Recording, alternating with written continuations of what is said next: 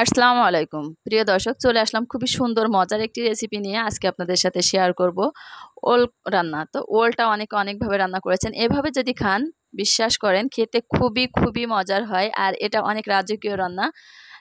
মানে এটা যদি একবার রান্না খান অন্য কোনোভাবে রান্না করে খেতে ভালো লাগবে না। তো আমি এখানে নিয়েছি ওলকচু, আর এখানে নিয়েছি দেশি মুরগির মাংস। অবশ্যই দেশি মুরগির মাংস দিয়ে রান্না করলে টেস্টটা একটু বেশি ভালো আসে। যাই হোক, মাংসটা দেখিয়ে দিয়েছি। আর এখানে আমি ওলটা এভাবেই কেটে নিয়েছি, একটু মোটা সাইজের করে বড় বড় করে কেটে নিয়েছি। তো কাটার পরে এটা আমি সিদ্ধ করে নিব প্রথম স্টেপে। তো এটা আমি রাইস কুকারে সিদ্ধ করে নেব। রাইস কুকারের পাতিলে দিয়ে দিচ্ছি পর্যাপ্ত পরিমাণে পানি। যতটুকু ওল নিতে হবে তার ডাবলের একটু বেশি পানি দিতে হবে, যাতে করে পানিটা সিদ্ধ করার পরে পর্যাপ্ত পরিমাণে থেকে যায়। এখন সেই পানির ভিতরে সবগুলো ওল আমি এখানে নামিয়ে দিচ্ছি। তো দেখতে পাচ্ছেন যে এখানে কতটা বেশি পানি আছে। আমি আপনাদের একটু দেখিয়ে দেওয়ার চেষ্টা করি। এই যে এখানে এভাবে ওলগুলো ভেসে ভেসে থাকবে। আর ওলটা সিদ্ধ হতে কিন্তু সময় লাগে, এই জন্য আগে থেকে এটা সিদ্ধ করতে দিয়ে দিতে হবে। অ্যাড করে দিচ্ছি কিছুটা লবণ, খুব বেশি দেওয়ার দরকার নাই। জাস্ট ওলের ভিতরে যাবে এরকমভাবে দিলেই হবে। হাঁড়িটা আমি রাইস কুকারে বসিয়ে দিয়েছি, আর এখানে আমি মাংসটা রান্না করে নিব। তার জন্য চুলায় একটা কড়াই বসিয়ে দিয়েছি। কড়াইতে দিয়ে দিচ্ছি পর্যাপ্ত পরিমাণে তেল। মানে মাংসটা রান্না করার জন্য যতটুকু তেল লাগবে ঠিক ততটুকুই। যাই হোক, মাংস রান্না করার জন্য যে যে মশলা লাগে সম্পূর্ণ মশলাটা এখানে দিতে হবে। আমি এখানে দারচিনি, সাদা এলাচ, কালো এলাচ, তেজপাতা সব কিছুই নিয়েছি। নেওয়ার পরে এখানে দিয়ে দিচ্ছি এখন সম্পূর্ণ মশলা, আর হচ্ছে পেঁয়াজ কুচি এখানে দিয়ে দিব। আর ততক্ষণ পর্যন্ত এটা নাড়াচাড়া করব যতক্ষণ না পর্যন্ত পেঁয়াজের কাঁচা গন্ধটা চলে না যাচ্ছে, প্লাস মাংস এখান থেকে সুন্দর একটা সুঘ্রাণ না বের হচ্ছে।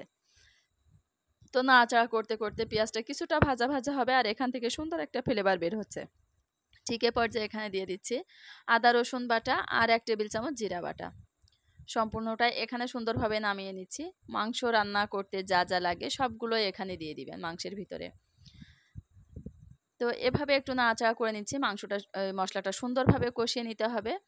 মশলাটা যত বেশি সুন্দরভাবে কষানো হবে মাংসটা রান্নাও কিন্তু ততটাই সুন্দর হবে। তো আমি এটা কাঁচা অবস্থাতে কিছুটা নাড়াচাড়া করে নিয়েছি। তারপরে অ্যাড করে দিচ্ছি স্বাদ মতো লবণ, দিয়ে দিচ্ছি মরিচের গুঁড়া, সাথে দিয়ে দিচ্ছি হলুদের গুঁড়া। তো যে যেমন ঝাল খেতে পছন্দ করেন সেভাবেই দিবেন। তো আমি আমার পরিমাণ মতোই দিয়ে দিচ্ছি। আর এভাবে নাড়াচাড়া করছি। যখন শুকনো উপকরণ মেশানো হয় তখন কিন্তু নিচে লেগে যাওয়ার ভয় থাকে। তো একটু ঘন ঘন নাড়াচাড়া করে মশলাটা কষিয়ে নেবেন। যখন একটু দেখবেন যে নিচে লেগে লেগে যাচ্ছে, ঠিক সে পর্যায়ে অ্যাড করে দিতে হবে সামান্য একটু পানি। মানে মশলাটা কষানোর জন্য যতটুকু পানি লাগে ঠিক ততটুকুই।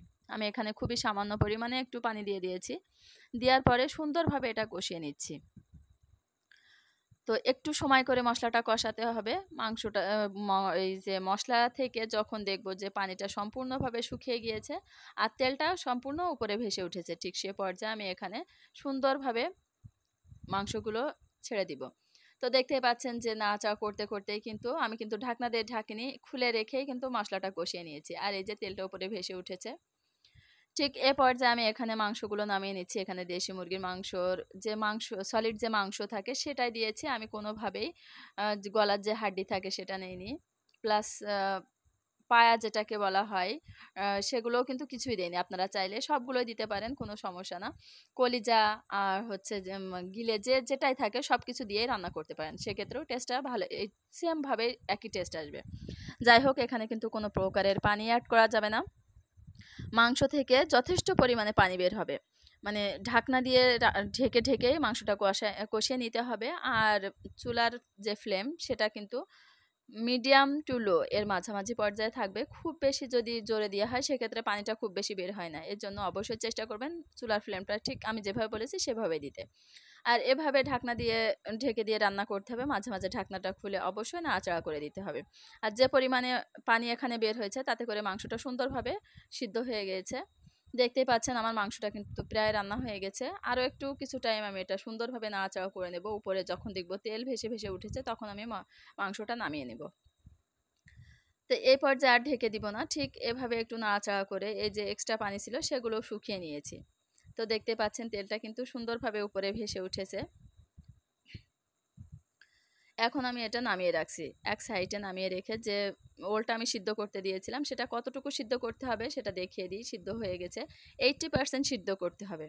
খুব বেশি একেবারে 100% সিদ্ধ করা যাবে না, সেক্ষেত্রে কিন্তু কষানোর সময় সমস্যা, কষাতে গেলে সেটা খেতে একেবারেই গলে যাবে। যাই হোক, একটা কিন্তু সিদ্ধ হয়নি, আর একটা সুন্দরভাবে সিদ্ধ হয়ে গেছে।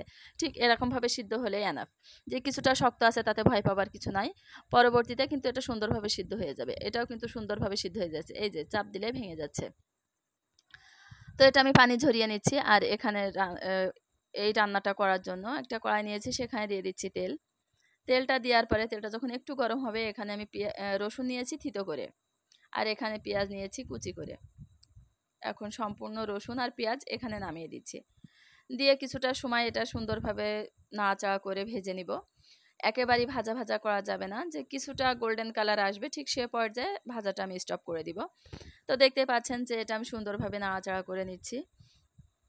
নাড়াচাড়া করতে করতে যখন দেখবেন এই পর্যায়ে এসেছে, যে কিছুটা গোল্ডেন কালার, আবার কিছুটা পেঁয়াজ কিন্তু সাদা সাদাও আছে, যাই হোক ঠিক এ পর্যায়ে আমি এখানে নামিয়ে দিব সেই পানি ঝরিয়ে রাখা ওলটা। তো ওলটা যদি এভাবে সিদ্ধ করে রাখেন, সেক্ষেত্রে কষানোর টাইমে কিন্তু বেশ কিছুটা টাইম ধরে এটা কষানো যাবে, খেতেও খুবই ভালো লাগবে। তো এটা এখানে অ্যাড করে দিচ্ছি স্বাদ মতো লবণ, যেহেতু আগে থেকে লবণ একটু দেওয়া ছিল, এর জন্য একটু হিসাব করে দিতে হবে। আর পেঁয়াজ আর তেলের সাথে এটা সুন্দরভাবে ভাজি ভাজি করে নিতে হবে। যখন দেখেছি যে ভাজি ভাজি করা হয়ে গেছে, সেখানে আমি দিয়ে দিচ্ছি 1 টেবিল চামচ জিরা বাটা।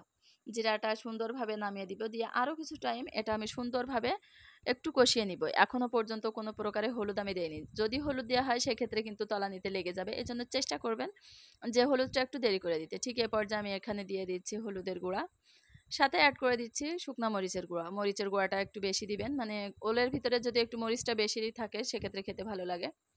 তারপরে এখানে দিয়ে দিলাম কিছুটা পানি, জাস্ট এই ওলটা কষিয়ে নেওয়ার জন্য। ওলটা যদি কষানোর সময় এই সময় পানি না দেওয়া হয়, সেক্ষেত্রে কিন্তু কড়ার নিচে পুড়ে যাবে, খেতে ভালো লাগবে না, এক্সট্রা একটা ফ্লেভার বের হবে পুড়া গন্ধের। যাই হোক, এখানে পানি দিয়ে তারপরে রান্নাটা করে নিতে হবে। তো এটা কিন্তু জাস্ট মাংসটা এই ওলটা কষিয়ে নেওয়ার জন্য। যাই হোক, দেখতে পাচ্ছেন ওলটা আমি সুন্দরভাবে কষিয়ে নিয়েছি। আর তারপরে এখানে যে মাংসটা আমি রান্না করে রেখেছিলাম সেটা সম্পূর্ণটা অ্যাড করে দিলাম। তো এখানে কিন্তু অনেকটা ওল কিন্তু একেবারে ভেঙে ভেঙে গিয়েছে, আর কিছুটা কিন্তু আস্ত আছে। ঠিক এভাবে এটা সুন্দরভাবে যতক্ষণ না পর্যন্ত পানিটা শুকিয়ে না যাচ্ছে, ততক্ষণ পর্যন্ত এভাবে শুকনা শুকনা করে সুন্দরভাবে কষিয়ে নিতে হবে। দেখতে পাচ্ছেন এখানে কোনো প্রকারের কিন্তু পানি ছিল না। সো এখানে আমি পরবর্তীতে অ্যাড করে দিচ্ছি ঝোলের পানি। তো ঝোলের পানিটা একটু বেশি দেওয়ার চেষ্টা করবেন, যেহেতু ওল, সেক্ষেত্রে কিন্তু পানিটা যখন ঠান্ডা হয়ে যায় ওলটা, তখন কিন্তু ঝোলটা কমে যায়। সেইভাবেই বলছি যে আপনারা পানিটা একটু বেশি করে দিবেন। আর এখানে সব কিছু রান্না যেহেতু করা আছে, সব কিছুই সিদ্ধ আছে, সেক্ষেত্রে যখন ঝোল যেমন রাখবো তার থেকে একটু বেশি দিব। যাই হোক, এটা যখন ফুটে উঠেছে, সেখানে একটা মশলা দিচ্ছি, এখানে দারুচিনি আর হচ্ছে সাদা এলাচ, দুইটা আমি সুন্দরভাবে পিষে নিয়েছি। সেক্ষেত্রে সে পর্যায়ে এটা আমি দিয়ে দিচ্ছি। যখন কিছুটা টাইম ফুটে উঠেছে, তারপরে এটা দিব, নামানোর ঠিক 5 মিনিট আগে এটা আমি অ্যাড করেছি।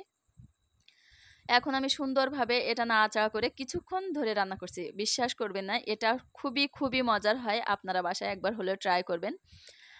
এরপর থেকে ওল কচু না খেলে এই সিজনে আপনাদের ভালোই লাগবে না। যাই হোক, আমার এটা রান্না হয়ে গেছে, চুলাটা অফ করে দিয়েছি। আর খেতে দেখতে কতটা লোভনীয় লাগছে দেখতেই পাচ্ছেন, খেতে তার থেকে বেশি মজা হয়েছিল। আজ এই পর্যন্ত, সবাই ভালো থাকবেন। আল্লাহ হাফেজ।